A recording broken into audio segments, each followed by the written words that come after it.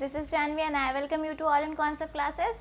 आज हम numerical integration में ही नया टॉपिक लाए हैं, दैट इज सिम्पसन्स 1/3 रूल। इसी में 3/8 भी आपने पढ़ा होगा, वो हम नेक्स्ट लेक्चर में डिस्कस करेंगे। आज इसे अच्छे से समझ लेते हैं एग्जाम्पल के थ्रू एंड ऐसे भी जिससे आपको ये अच्छे से आ जाए। देखिए ये जो रूल्स होते हैं ना, जिनमें 1/3 लगा है या फिर इसी में आप एक आगे पढ़ेंगे 3/8, इनका मतलब क्या होता है कि ये जो वैल्यूज़ हैं ये आपके फॉर्मूले में कहीं ना कहीं आएंगी और काफ़ी इम्पॉर्टेंट रोल भी प्ले करेंगी आपके फॉर्मूले को डिफाइन करने में, इसलिए इनका नाम इनके साथ रखा जाता है। इनमें डिफरेंस ही मोस्टली, अगर इक्वेशंस सेम नेम से इस तरह की होती हैं तो उनमें डिफरेंस ही यही आता है, इसलिए नाम भी इनके ऐसे ही रखे जाते हैं। देखिए आपको क्वाड्रेचर फार्मूला पढ़ा दिया है मैंने, अगर आपने उस लेक्चर को नहीं देखा है तो उसे प्लीज़ देख लीजिए, क्योंकि ये जितने भी मेथड्स अभी मैं करा रही हूँ वो सारे उसी पे बेस है। अगर वही आपको नहीं आता है तो it's quite hard to understand this methods, right. देखिए क्वाड्रेचर फार्मूला क्या था हमारा, या फिर आप इसको पेरेंट फार्मूला भी बोल सकते हैं। ये क्या था, h, यहाँ पर क्या था n वैल्यूज, जो ये n नंबर ऑफ डिविजन्स ले रहे थे हम, ऑफ y0 प्लस n²/2, ये forward y0 plus n³ minus n²/2, इसके मल्टीपल में क्या था square upon 2 factorial, plus similarly ऐसे ही पूरी टेबल आपने ये इंटीग्रेट करके फॉर्म की है। This is not a general equation, you have derived it from the integration of the Newton forward. मतलब आपने जब न्यूटन फॉरवर्ड को डिराइव किया है तब ये इक्वेशन आपको मिली थी। कहाँ से कहाँ तक लिमिट क्या थी, 0 to n से जब इसको हमने इंटीग्रेट किया था न्यूटन फॉरवर्ड को, तब हमें ये इक्वेशन मिली थी। ये क्या आपका पेरेंट फॉर्मूला है। देखिए जब मैंने आपको ट्रेपेजॉइडल पढ़ाया था तब भी बताया था कि ये सारी जो वैल्यूज़ हैं, ये सारे जो मेथड्स हैं, आप इनको डिफ्रेंशिएट कैसे करेंगे, जस्ट n की वैल्यू से। मतलब n की वैल्यू अगर 1 है तो वो ट्रेपेजॉइडल होगा, n की वैल्यू 2 है या फिर जितने भी हम इंटरवल्स लेंगे वो अगर 2 के मल्टीपल में है तब सिम्पसन्स 1/3 लगेगा। वैसे ही आगे जब 3/8 में जाएंगे तो उसमें 3 का मल्टीपल होता है, वेडल्स में जाएंगे तो उसमें 6 का मल्टीपल होता है। सिर्फ n की वैल्यू से ही आपको पता करना रहता है कि कौन सा मेथड हमें अप्लाई करना है। तो सिम्पसन्स में कौन सा लगता है, n = 2 से स्टार्ट करते हैं। मतलब जैसे ये आपका कोई ग्राफ है या कोई फंक्शन है, कर्व है, अगर इसमें हमें किसी पॉइंट पे एरिया फाइंड करना होता है, इंटीग्रेशन का मतलब ये होता है कि हमें एरिया फाइंड करना होता है, तो इसमें n = 2 मतलब 2 बार डिवाइड है ये, मतलब एक ये इंटरवल होगा और एक ये इंटरवल होगा। जैसे हमने स्मॉल स्ट्रिप्स ली थी पूरा A to B कवर करने के लिए, वैसे ही इसमें नंबर ऑफ डिविजन्स कितने हैं, सिर्फ 2 डिविजन्स हैं। ट्रेपेजॉइडल में 1 होता है, 3/8 में जाएंगे तो 3 होगा, उससे आगे जाएंगे तो बढ़ते जाएंगे। देखिए n की जगह पे, इसका मतलब है n की जगह पे सारी वैल्यूज़ क्या होंगी आपकी 2 आएंगी। इसको सिंपली ओपन कीजिए, पहला इंटरवल क्या लेंगे हम, x0 से x0 प्लस 2h, समझ रहे हैं, नंबर ऑफ डिविजन्स 2, इसलिए हमने क्या किया है, इसको 2 तक लिया। और ये किसका होता है, y dx, y क्या होता है, फंक्शन होता है। मतलब जो अभी हमने ये बनाया था ग्राफ, इसी fx को ही हम y कहते हैं, ये फंक्शन होता है। देखिए सिंपली इसको रखिए, इसमें आपको n = 2 है तो वैल्यूज़ क्या क्या मिल सकती हैं, x0, x1, x2, right. Divisions 2 थे तो हमें इंटरवल भी 2 ही मिलेंगे, एक ये इंटरवल होगा और एक ये इंटरवल होगा। देखिए इनको और क्या लिखते हैं, x0 प्लस h इसके कहते हैं और इसे x0 प्लस 2h कहते हैं। इसके करस्पॉन्डिंग जो y की वैल्यूज़ मिलेंगी वो y0, y1 एंड y2।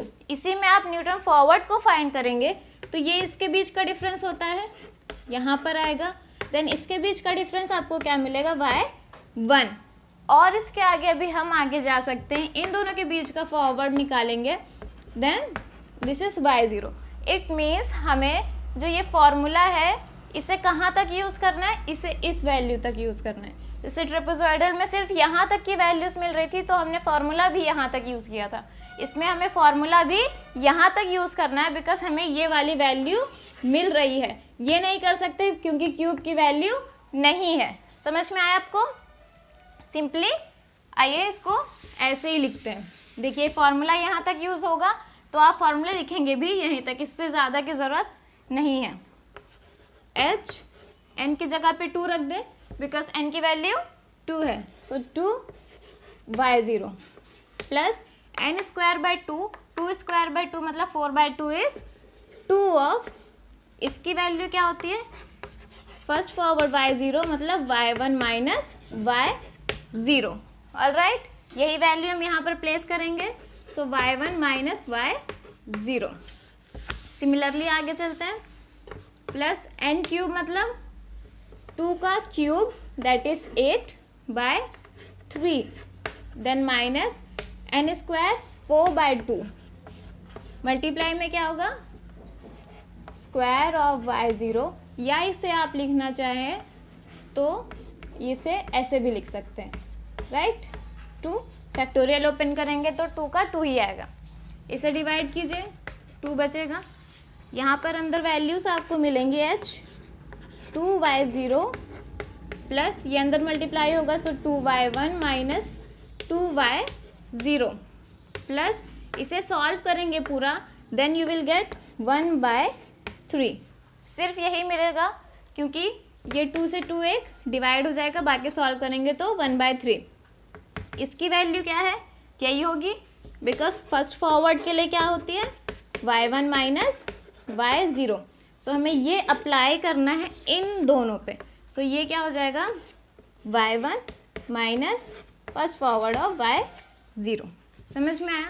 हम ये वैल्यूज़ क्यों खोल रहे हैं क्योंकि जब हम टेबल के थ्रू क्वेश्चन सॉल्व करेंगे तो हमें y की वैल्यूज़ पता होंगी y0 y1 y2, हमें फॉरवर्ड की वैल्यूज़ नहीं पता होंगी, वो आपको फाइंड भी नहीं करनी होती, इसलिए आपको इन्हें सिंपली y1 y2 में चेंज करना होता है।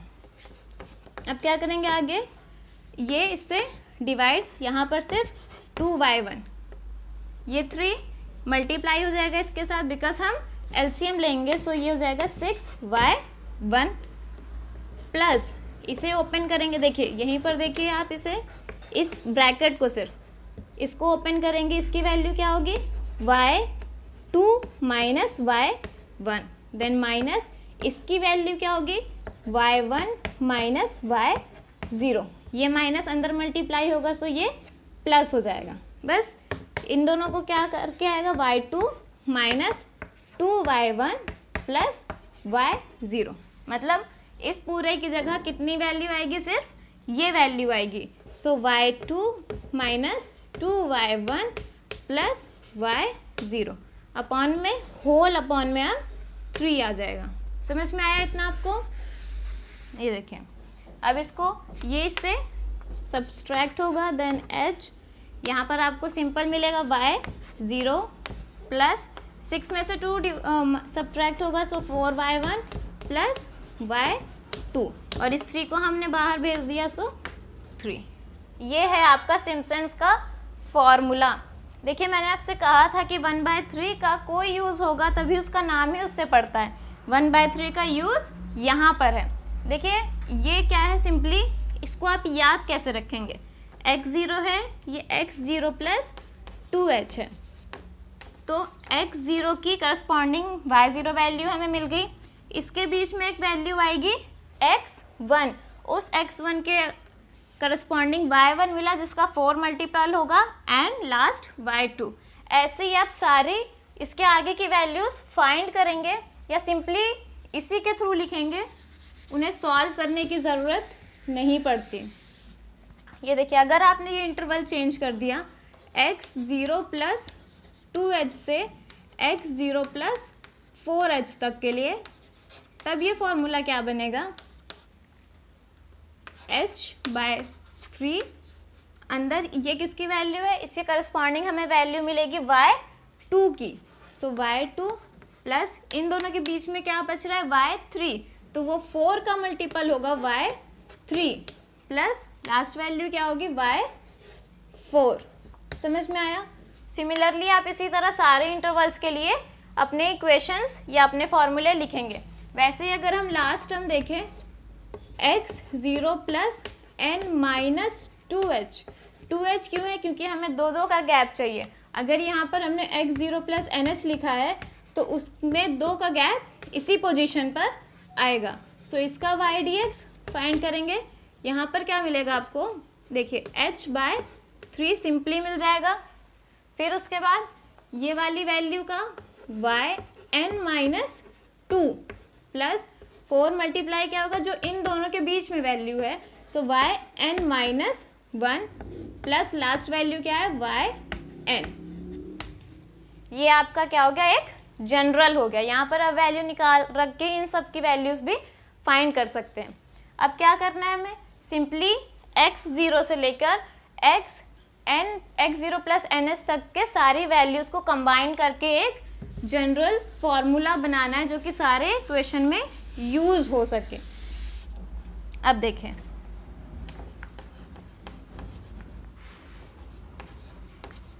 इंटरवल क्या हो जाएगा? x0 से x0 प्लस nh तक के लिए y dx। देखिए अब आपको क्या क्या मिलेंगी यहाँ पर वैल्यूज? h/3 सब में है इसलिए ये टोटल कॉमन। देन देखिए यहाँ पर y0, इसके बाद जो इसके बाद जस्ट नेक्स्ट स्टेप है वो ये है, इसमें y0 कहीं नहीं है, लेकिन इसमें y2 है और इसमें भी y2 है। इसमें भी देखिए yn सिर्फ एक बार आएगा।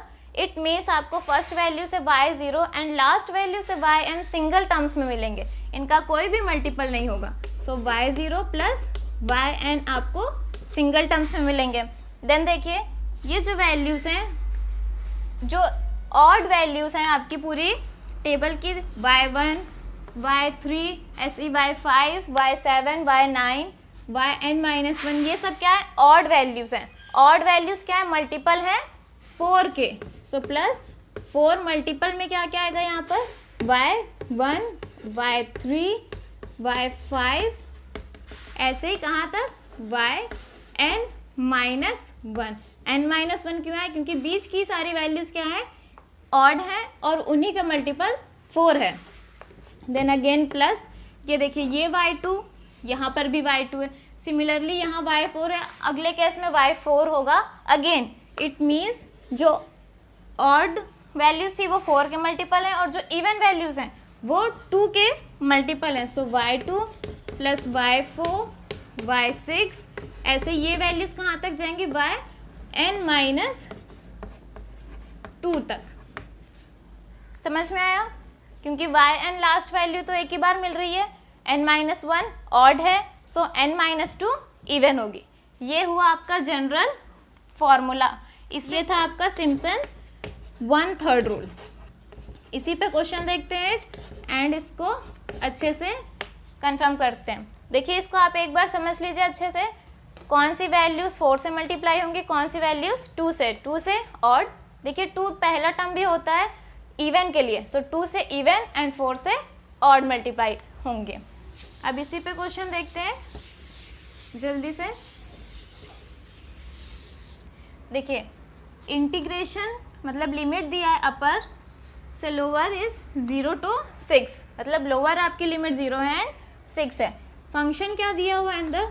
dx अपॉन 1 प्लस एक्स, ये आपका क्या है? फंक्शन। इसमें 1/3 रूल अप्लाई करना है। देखिए x की वैल्यूज क्या क्या पॉसिबल हैं? 6, 5, 4, 3, 2, 1 एंड 0, यही पॉसिबल वैल्यूज हैं। अब इसके आगे y की वैल्यूज हमें करस्पॉन्डिंग क्या क्या मिल सकती है? y की वैल्यूज मिलेंगी, हम फंक्शन के अकॉर्डिंग डिसाइड करते हैं। सो फंक्शन हमारा 1/1 प्लस एक्स, यहाँ पर x की वैल्यू 6 है, 5, 4, वैसे ही वैल्यूज हम पुट करते हैं 1/1 प्लस 6, ये चेंज होगा 1/7 में। इट मीन्स y0 की वैल्यू क्या है आपकी? 1/7। सिमिलरली यहाँ पर वैल्यूज आती जाएंगी 1/7, y1 की वैल्यू 1/6, y2 की value 1/5 and y3 is 1/4, y4 equals to 1/5, sorry 1/3 and y5 equals to 1/2 Similarly, y6 equals to 1 because 1 by 1, 0 plus 1 is 1.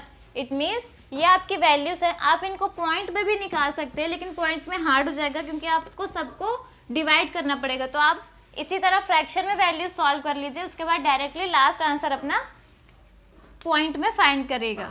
देखिए ये हो गया हमारी वैल्यूज. अब सिम्पसन्स में हमारे फॉर्मूला क्या लगता है वो देखिए. स्टार्ट x 0 से होता है एंड x 0 प्लस n. तो ये कहाँ से स्टार्ट होगा, ये इसकी वैल्यू 0 से स्टार्ट होकर 6 तक जा रही है. सो 0 से 6 किस पे परफॉर्म हो रहा है, ये y dx पे. वैल्यूज क्या क्या वैल्यू जैसे h बाय 3 था. सो h की वैल्यूज क्या होंगी देखिए 0 1 2. सब्सट्रैक्शन होता है, interval of differencing. It means h equals to 5. 6 minus 5 is 1. Alright, h की वैल्यू भी मिल गई. फॉर्मूला क्या था हमारा, h by 3 first term and last term का सम प्लस 4 मल्टीप्लाई किससे हुआ था, सारे ऑड से. सो y1 प्लस y2 कहाँ तक गया था, ये सारी y2 नहीं y3 yn माइनस 1 तक. सिमिलरली 2 किससे मल्टीप्लाई था, सारे इवन से. सो इवन वैल्यूज क्या है, y2 y4 और ये सारी वैल्यूज कहाँ तक आपकी गई थी, yn माइनस 2 तक. समझ में आया. इसी फॉर्मूले में वैल्यू पुट करते हैं. h की वैल्यू क्या है 1, सो 1 बाय 3. देन y0 की वैल्यू 1 बाय 7 प्लस yn की वैल्यू, यहाँ पर yn क्या है y6 बिकॉज हमारा 6 तक ही वैल्यू आ रही है. It means y6.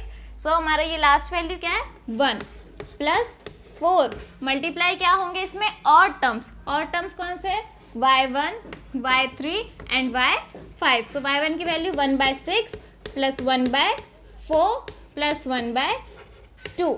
सिमिलरली 2 किससे मल्टीप्लाई होगा, सारे ऑड नंबर सारे इवन नंबर से. इवन वैल्यूज क्या है y2 y4 y6 नहीं है बिकॉज y6 लास्ट टर्म है जो कि ऐड ऑलरेडी हो चुका है. सो y2 की जगह पर 1 बाय 5 प्लस ये ऑड इवन चाहिए. सो ये 1 बाय 5 प्लस 1 बाय 3. जब आप इसे पूरा सॉल्व कर लेंगे then you will get 1.9588. This is your value of और the area of this integration. समझ में आया. या फिर आप इसे सिम्पसन्स 1/3 कहिए, जो भी आपको समझ में आता है. ये क्या है, आपका रिक्वायर्ड आंसर है जो कि हमने किससे 1/3 रूल से सॉल्व किया है. आई रियली होप आपको ये समझ में आया होगा. बस इसमें ज़्यादा कुछ नहीं था. वैल्यूज़ को n इक्वल्स टू 2 के करस्पॉन्डिंग ही सॉल्व करना था. जब n इक्वल्स टू 2 लेंगे तो उसके इंटरवल्स कितने आएंगे बीच में, वो वैल्यूज़ लेनी थी एंड जस्ट उसे सॉल्व करना था, इंटीग्रेट करना था. h की वैल्यूज़ कैसे फाइंड करते हैं, n इक्वल्स टू 2 क्यों रखते हैं. इसमें जो जितने भी वैल्यूज़ आप चूज़ करेंगे मतलब इंटरवल बनाने के लिए, वो सारी 2 की मल्टीपल होंगी. वेयर एज जब हम ट्रेपेजॉइडल पढ़ रहे थे तो उसमें सारी वैल्यूज 1 के मल्टीपल थी. इट मीन्स सारी वैल्यूज काउंट होंगी. 1/3 रूल में जितनी वैल्यूज 2 के मल्टीपल में होंगी सिर्फ वही यूज होंगी. समझ में आया आपको. कंफ्यूज नहीं होंगे बिल्कुल भी, सिर्फ जस्ट वैल्यूज सॉल्व करने. देखिए आप यहाँ पर ये सारी वैल्यूज पॉइंट में ले सकते थे, लेकिन इन सबको पॉइंट्स में लेते तो थोड़ा सा हार्ड हो जाता है. इसलिए मैंने लास्ट वैल्यू को ही कैलकुलेट करके इसको पॉइंट में चेंज किया है. समझ में आया आपको. सो ये आज का हमारा लेक्चर था. आई रियली होप आपको समझ में आ गया होगा. नेक्स्ट लेक्चर में हम 3/8 रूल के साथ मिलेंगे. आप तब तक के लिए इसको प्रैक्टिस कीजिए, क्वेश्चंस कीजिए, जिससे ये थोड़ा सा इजी हो जाए. जब डबल इंटीग्रेशन पढ़ाऊंगी तो उसमें भी ये रूल डबल इंटीग्रेट करके सिखाऊंगी, जिससे और ये ज़्यादा क्लियर हो जाएगा. तब तक के लिए take care and bye bye.